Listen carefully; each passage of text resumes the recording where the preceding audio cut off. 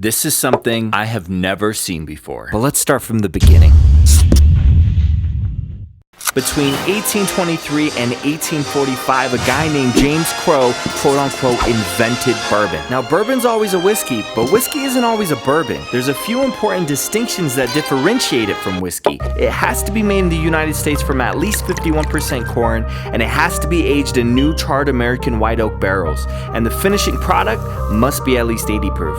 Now, once the Prohibition ended, it took a while for distillers to return to their production of the early days. But by the 1940s and on to the 1970s, bourbon was king in America and began catching on throughout the world. Now people love bourbon so much that in 2021, a 250-year-old bottle of Old England Dew whiskey sold for $110,000. Now, we're not drinking any six-figure bourbon today, but we do have something interesting. The company who created this whiskey is called Simplicity Cocktails. They call it the premium bourbon whiskey in a can, suiting name, and it's 59% alcohol. Now, I don't know about you guys, but I think it's about time we try this. Here it is, guys, the whiskey in a can.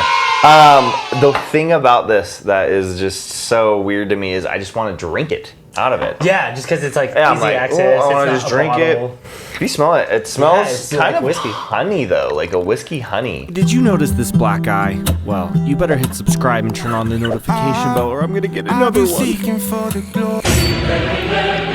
I don't know how I feel about that. Yeah, it's good. It's good and soft, but at the same time, the flavors are just so simple that It's very strong. So most of the drinks we have are like 80 proof, which means it's like 40% alcohol. This shit's so high. This is like over 100 proof. And 100 proof, every time I ever have 100 proof, it tastes like shit. It's usually like very, Ethanol. very strong, yeah. So it's really not that bad, actually. I don't know if I would buy it again. Can you imagine just sipping on this like it's an Arnold Palmer? Oh my God, it would die. It is so strong. I hope you guys enjoyed this episode. And remember, stay boozy.